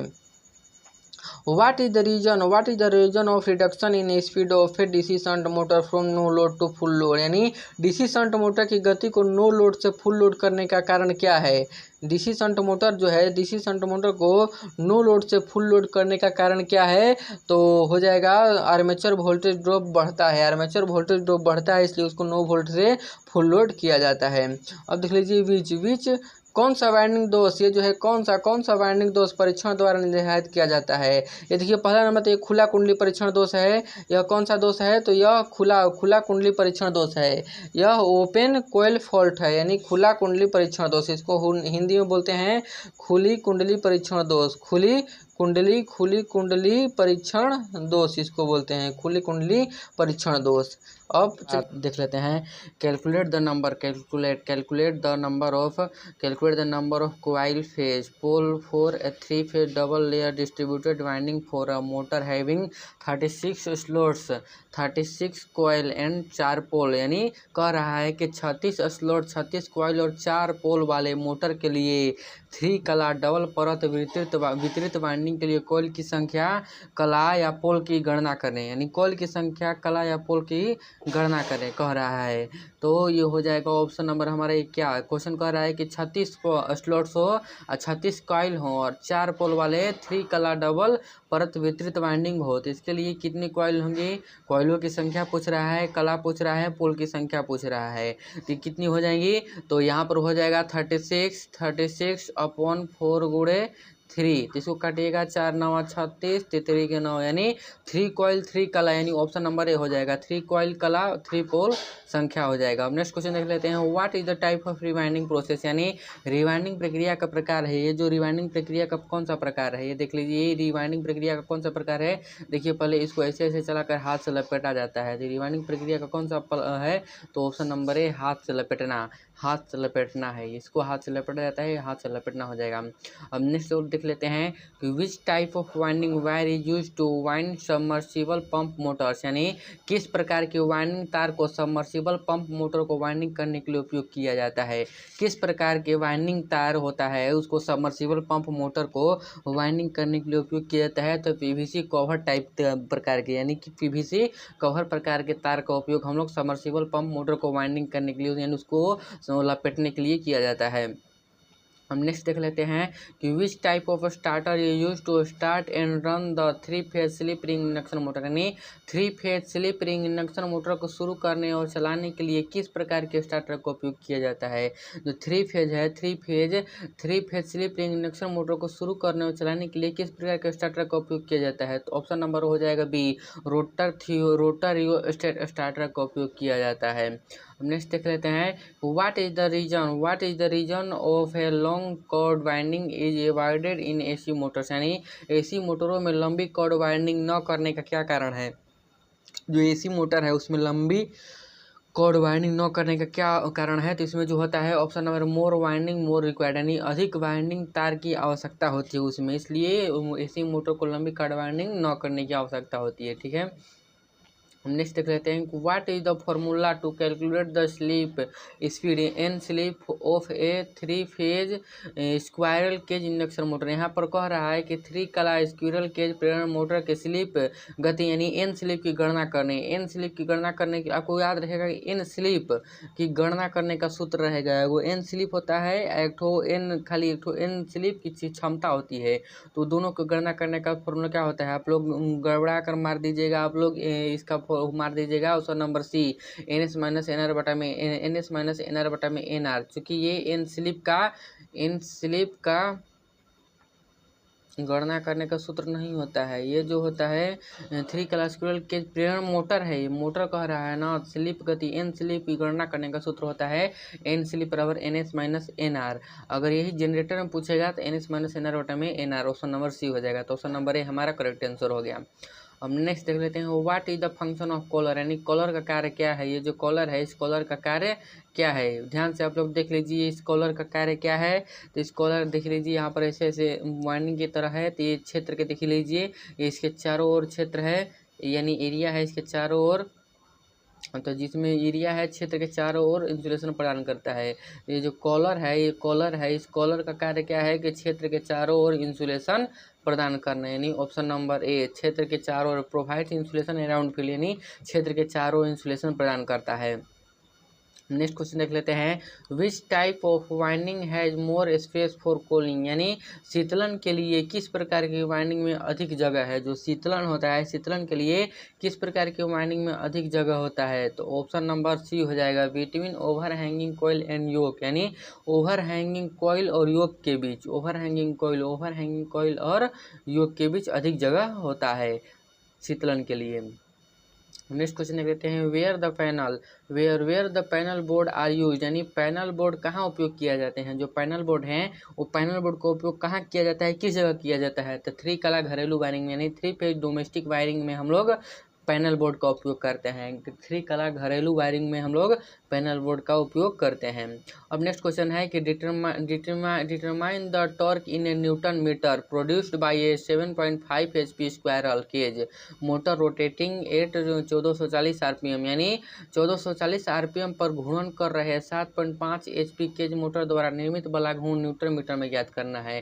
जो प्रेरित बला घूर्ण है उसको न्यूटन मीटर में हम लोगों को ज्ञात करना है। तो प्रेरित बला घूर्ण को न्यूटन मीटर में ज्ञात करने के लिए हमें क्या करना होगा कि जो 1440 है उसको, तो ऑप्शन नंबर डी हो जाएगा 36.6 न्यूटन मीटर हो जाएगा। नेक्स्ट क्वेश्चन देख लेते हैं कि which type of Henle design of rotary switch is illustrated, यानी रोटरी स्विच के किस प्रकार के डिजाइन का सचित्र वर्णन किया गया है। जो रोटरी स्विच है, रोटरी स्विच के किस प्रकार के डिजाइन का सचित्र वर्णन है। तो सिक्के का स्लॉट यानी कॉइन स्लॉट का सचित्र वर्णन किया गया था वहाँ पर। What is the purpose of using rotor resistance starter to start three phase slip ring induction motor, यानी 3 कला स्लिप रिंग इंडक्शन मोटर शुरू करने के लिए रोटर प्रतिरोध स्टार्टर का उपयोग करने का उद्देश्य क्या है। 3 कला उपयोग करने के लिए उसका उद्देश्य क्या है। तो इंक्रीज द टॉर्क, यानी बला घूर्ण को बढ़ाने के लिए, ऑप्शन नंबर सी हो जाएगा बला घूर्ण को बढ़ाने के लिए। Which method of speed control is only applicable for three phase slip ring induction motor, यानी गति नियंत्रण की कौन सी विधि केवल 3 कला की स्लिप रिंग इंडक्शन मोटर के लिए आरोपित है। गति नियंत्रण की कौन सी विधि जो है केवल 3 कला स्लिप रिंग इंडक्शन मोटर के लिए आरोपित है। तो रोटर रियोस्टेट स्पीड कंट्रोल, यानी रोटर रियोस्टेट गति नियंत्रण विधि, ऑप्शन नंबर बी हो जाएगा, ऑप्शन नंबर बी हो जाएगा। अब नेक्स्ट क्वेश्चन देख लेते हैं कि what is the name of the winding, यानी वाइंडिंग का नाम क्या है। ये जो वाइंडिंग है इस वाइंडिंग का नाम क्या है, इस वाइंडिंग का नाम क्या है, आप लोग गौर से देख लीजिए कि इस वाइंडिंग का नाम क्या है। तो इस वाइंडिंग का नाम क्या है, तो तिरछी वाइंडिंग, ऑप्शन नंबर ए हो जाएगा। स्क्यू वाइंडिंग यानी तिरछी वाइंडिंग इसका नाम है। हम नेक्स्ट क्वेश्चन लेते हैं what is the name of phase motor, what is the name of phase motor winding if the coil pitch is less than pole pitch, यानी थ्री कला मोटर वाइंडिंग का नाम क्या है यदि कुंडली पिच पोल पिच से कम है। कुंडली पिच पोल पिच से कम है तो जब भी कुंडली पिच पोल पिच से कम होगा तो हो जाएगा ऑप्शन नंबर हमारा D, short corded winding, short corded winding, option number D हो जाएगा शॉर्ट कॉर्डेड वाइंडिंग। अब नेक्स्ट क्वेश्चन देखते हैं which the demerit of three phase concentric winding, यानी थ्री कला संकेंद्रित वाइंडिंग का अवगुण कौन सा है। जो थ्री कला संकेंद्रित वाइंडिंग है उसका अवगुण है कि वह जो होता है स्टेप्ड फॉर्मर रिक्वायर्ड होता है, यानी एक स्टेप्ड फॉर्मर की आवश्यकता होती है उसमें, यही उसका अवगुण है।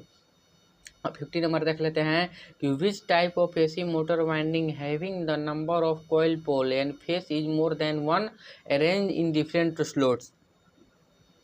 कह रहा है कि क्वाइल पोल कला की संख्या वाले एसी मोटर वाइंडिंग किस प्रकार के अलग अलग स्लॉट में व्यवस्थित होते हैं। जो कॉइल पोल होता है, कॉइल पोल कला की संख्या वाले एसी मोटर वाइंडिंग में किस प्रकार की वाइंडिंग के अलग अलग स्लॉट में व्यवस्थित होते हैं। तो ऑप्शन नंबर हो जाएगा हमारा, ऑप्शन नंबर सी हो जाएगा वितरित वाइंडिंग, यानी डिस्ट्रीब्यूटेड वाइंडिंग में हम इसका कॉइल पोल कला संख्या मोटर वाइंडिंग अलग अलग स्लॉट में व्यवस्थित होता है डिस्ट्रीब्यूटेड वाइंडिंग में। अब 51 देख लेते हैं what is the face of displacement between winding in A three phase motor, यानी थ्री कला मोटर में वाइंडिंग के बीच कला विस्थापन कितना होता है। थ्री कला मोटर के बीच वाइंडिंग के बीच कला विस्थापन जो होता है 120 डिग्री होता है, 120 डिग्री होता है। थ्री कला मोटर कहेगा में तो उसमें बीच कला विस्थापन 120 डिग्री होता है, जनरेटर कर देगा तो 90 डिग्री होता है। Next what is the name of the part market share, यानी एक्स के रूप में चिन्हित भाग, ये जो एक्स के रूप में चिन्हित भाग है ये गोल गोल ये घूर्णन की तरफ है, तो ये एक्स के रूप में चिन्हित भाग का नाम क्या है, ध्यान से देख लीजिए आप लोग। एक्स के रूप में चिन्हित भाग का नाम क्या है ये, तो इसका हम लोग एक्स के रूप में जो चिन्हित है उसका नाम है बियरिंग, यानी slip ring, option number D हो जाएगा, स्लिप रिंग होगा ये, ऑप्शन नंबर डी। देखिए रिंग की तरह गोल, रिंग की तरह है गोल गोल, तो ये हो जाएगा हमारा स्लिप रिंग, स्लिप रिंग हो जाएगा, स्लिप रिंग। कौन से देख रहे थे हम लोग, स्लिप रिंग। अब नेक्स्ट क्वेश्चन देख लेते हैं what is the name of AC coil winding, यानी एसी कॉइल वाइंडिंग का क्या नाम है। ये जो एसी कॉइल वाइंडिंग है इसका क्या नाम है। 52 है एसी कॉइल वाइंडिंग का क्या नाम है। तो एसी कॉइल वाइंडिंग जो है इसका क्या नाम है, ध्यान से आप लोग देख लीजिए। एस एन है, एस एन साउथ नॉर्थ की तरफ एरो का निशान है। तो ऐसा जब एरो का निशान रहेगा साउथ नॉर्थ की तरफ तो हो जाएगा पूरे कुंडल वाइंडिंग, यानी होल कॉइल वाइंडिंग है, यानी पूरे कुंडल वाइंडिंग है, ऑप्शन नंबर बी हो जाएगा। हम नेक्स्ट क्वेश्चन लेते हैं what is the name of the coil winding, यानी कुंडली वाइंडिंग का नाम क्या है। ये देख लीजिए आप लोग, ये हीरे की तरह कटा हुआ है, ऐसे रे की तरफ है। तो MW1 SW2 MW2 SW2 है। तो ये कौन सा वाइंडिंग है, तो ये हो जाएगा हीरे की जाली के आकार की कुंडल वाइंडिंग है। देखिए कटने वाला था, हीरा को ऐसे काटा जाता था, तो हीरे की जाली के आकार की कुंडल वाइंडिंग, ऑप्शन नंबर डी हो जाएगा। अब नेक्स्ट देख लेते हैं which speed is called as synchronous speed in three phase induction motor, यानी थ्री कला प्रेरण मोटर में किस गति को तुल्यकालिक गति कहा जाता है। जो थ्री कला प्रेरण मोटर में किस गति को तुल्यकालिक गति कहा जाता है। तो रोटेटिंग मैग्नेटिक फील्ड स्पीड को, यानी चुंबकीय क्षेत्र की गति को घुमाते हुए जब हम घुमाते हैं तो उसको हम लोग तुल्यकालिक गति कहते हैं। हम next question what is the name of the starter symbol, इस स्टार्टर प्रतीक का नाम क्या है। देख लीजिए यहाँ पर ये गोल टाइप का है, इस स्टार्टर प्रतीक का नाम क्या है, गोल है यहाँ पर। एक ठो रहेगा त्रिभुज के आधार को, यानी डेल्टा स्टार्टर उसको बोला जाता है। नेक्स्ट आता है ठो डेल्टा की तरफ रहेगा और स्टार का चिन्ह रहेगा इसे स्टार का, तो स्टार डेल्टा स्टार्टर हो जाएगा ये वो वाला। और ये कौन सा स्टार्टर है, स्टार्टर प्रतीक का नाम क्या है, तो इस स्टार्टर प्रतीक का नाम है auto transformer starter. Option number B हो जाएगा ऑटो ट्रांसफार्मर स्टार्टर। अब नेक्स्ट देख लेते हैं, ये देख लीजिए आप लोग, वाइंडिंग मशीन में के जो एक्स के रूप में भाग है इसका क्या नाम है।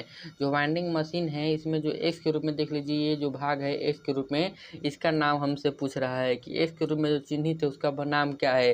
तो इसका जो नाम है ये खराद का धुर्रा है, यानी मैंड्रेल है।